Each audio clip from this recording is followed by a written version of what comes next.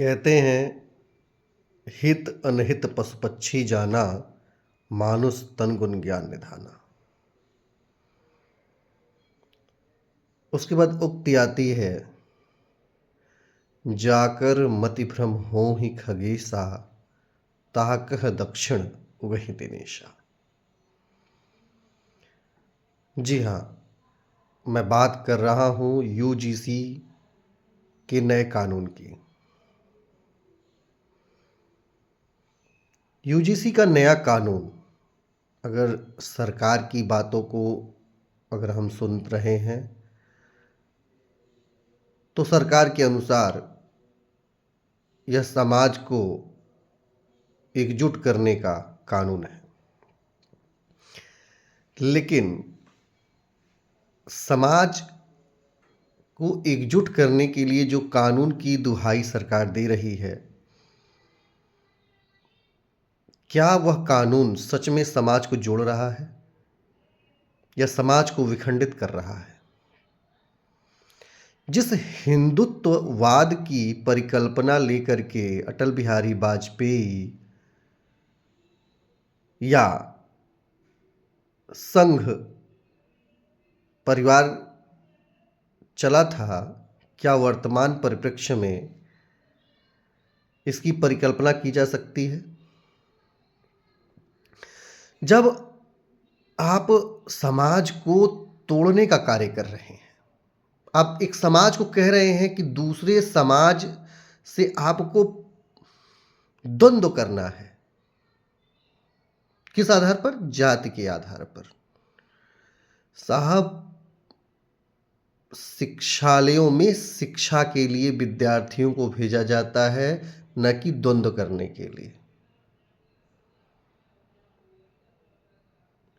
UGC के नियमों को मैं जब पढ़ रहा था तो मुझे हंसी आ रही थी। इतनी तेजी से हंसी आ रही थी कि मैं क्या बताऊं। और मैं समझता हूं कि सवर्ण समाज विरोध कर रहा है, ठीक है, वो तो व्यवस्थाओं को समझ रहा है, इसलिए वो भी विरोध कर रहा है। लेकिन मुझे ऐसा लगता है कि एससी समाज को, एसटी समाज को ज़्यादा विरोध करने की आवश्यकता है इस कानून के खिलाफ, क्योंकि मुझे ऐसा लगता है और मैं गारंटी दे सकता हूं कि समाज का हर एक व्यक्ति, अगर वह सही से पढ़ता लिखता है, साक्ष्यों पर दृष्टिगत होता है, तो इस कानून का विरोध करेगा। क्यों? क्योंकि यह कानून सवर्णों के अगर खिलाफ है तो यह कानून दलितों के खिलाफ भी है। मैं कारण बता रहा हूं। एक डाटा के अनुसार दलितों पर अत्याचार का जो मामला आया है और दलितों ने अपने ऊपर अत्याचार का जो मामला दर्ज कराया है, यानी एससी एसटी एक्ट, वह 81% ओबीसी समाज पर है। और ओबीसी समाज में भी वो भी एक या दो जातियों पर है विशेषकर। लेकिन यूजीसी वाले मामले पर वे सभी जातियां ओबीसी की एससी समाज के साथ खड़ी हो गई। अब यानी विश्वविद्यालयों में, महाविद्यालयों में, शैक्षणिक संस्थानों में जहां यूजीसी है, वहां पर अगर जनरल कास्ट का बच्चा कोई भी गलती करता है या कुछ ऐसा कहता है या सुनता है, उस बात की शिकायत तो हो गई।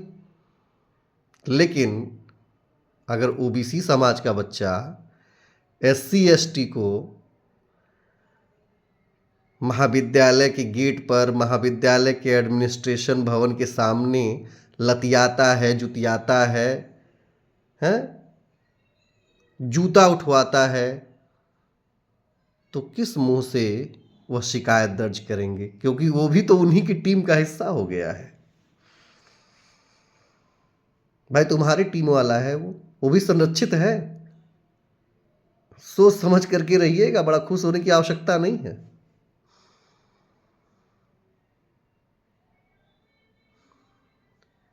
दूसरी बात, देखिए, सवर्ण समाज आज से नहीं, पुरातन समय से विश्वविद्यालयों, महाविद्यालयों में शिक्षा ग्रहण करने के लिए जाता है। वो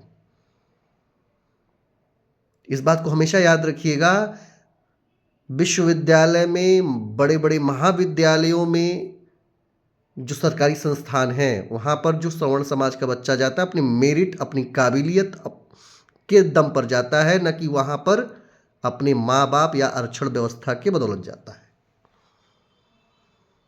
तो मैं गारंटी दे रहा हूँ, क्योंकि मैं भी विश्वविद्यालय में पढ़ा लिखा विद्यार्थी हूँ, कोई भी सवर्ण समाज का बच्चा मार पीट नहीं करता है, गाली गलौज नहीं करता है, दंगा फसाद नहीं करता है, जातिगत नारे नहीं लगाता है, मूर्तियों पर जाकर के फूल हार नहीं चढ़ाता है, क्योंकि उसके पास समय नहीं है।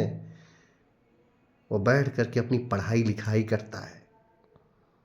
वो गरीब परिवार से आता है और पढ़ लिख करके उच्च पद को प्राप्त करता है अपने हैसियत पर, अपने दम पर, न कि आरक्षण में दिए हुए भीख के आधार पर। और फिर आप उस पर जातिगत मामले का दोषी करार देने की बात कर रहे हैं, किस मुंह से?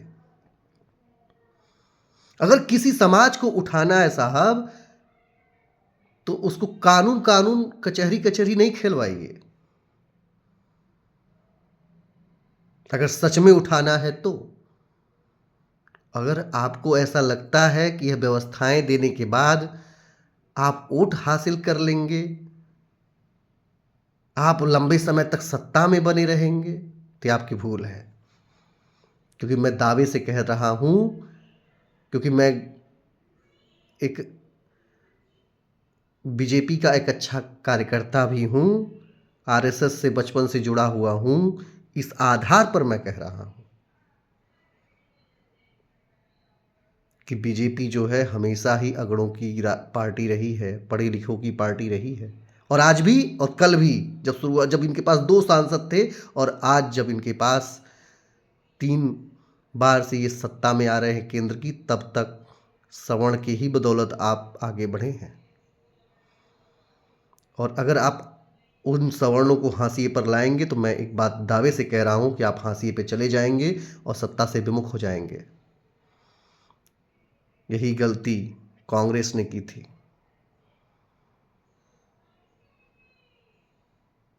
सत्ता का मुंह नहीं देखा उसने, साहब आप भी नहीं देखेंगे।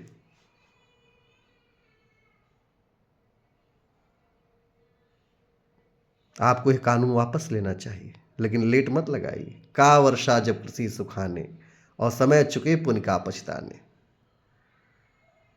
ऐसा मत करिए कि आपको सिर्फ पछतावा झेलना पड़े, कानून भी वापस लीजिए और कोई फायदा ना हो। अब पछताए होत का जब चिड़िया चुग गई खेत। अभी आपके सामने बंगाल चुनाव है, अभी आपके सामने उत्तर प्रदेश चुनाव है, अभी आपके सामने बहुत कुछ है साहब, इसलिए होश में आ जाइए। सत्ता की आंधी में मत बहिए, क्योंकि घनानंद भी एक समय सत्ता की आंधी में बह रहा था और एक ब्राह्मण ने अपनी चुटिया जब खोली तो उसे समाप्त कर दिया।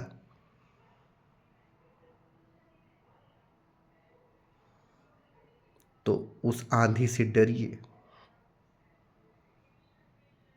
क्योंकि सवर्णों ने इस समाज को जोड़ा है। और सवर्ण कौन है? ब्राह्मण सवर्ण है क्या? नहीं, सवर्ण बहुत बड़ा है।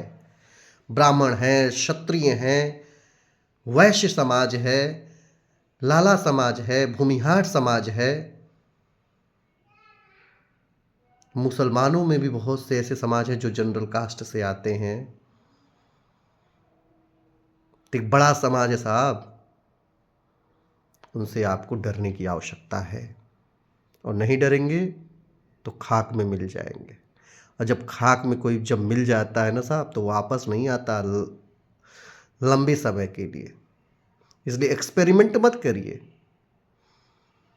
जल्द से जल्द इस कानून को वापस लीजिए। यह कानून आपके लिए खाई साबित हो जाएगी। मेरे ख्याल से आपको अपने आप को बचाने के लिए इस कानून को वापस लेने की आवश्यकता है। वरना एक साथ अगर ये जनरल कास्ट लामबंद हो गया ना, याद रखिएगा, पढ़ा लिखा समाज है जनरल कास्ट, पढ़ा लिखा समाज है। अगर ये एक साथ लामबंद हो गया तो आपको सत्ता दिला दिया, लेकिन अगर एक साथ फिर लामबंद हो गया तो आपको उठा करके सत्ता से बाहर फेंक देगा और आप कुछ नहीं कर पाएंगे, तिलमिला के रह जाएंगे। 200 240-42 तक आए ना, तिलमिलाहट दिख रही थी। साहब, जो आप नारा लगाए थे ना, एक रहोगे तो बटोगे, नहीं तो कटोगे, बटोगे तो कटोगे, एक रहोगे तो नेक रहोगे, इस नारे पे काबिज रहिए। वरना बांटने का काम तो आप ही शुरू किए हैं, और जब बट गया तो आप नहीं बचेंगे। आप कहाँ जाएंगे आपको पता भी नहीं चलेगा। इसलिए जल्दी ही वापस आइए, याद रखिएगा। अवश्यमेव भोगतव्यम शुभ अशुभ कृतकृतम। इसलिए एक नेक सलाह है कि इस कानून को जल्द से जल्द वापस लीजिए और सही रास्ते पर आ जाइए। जय हिंद, जय भारत।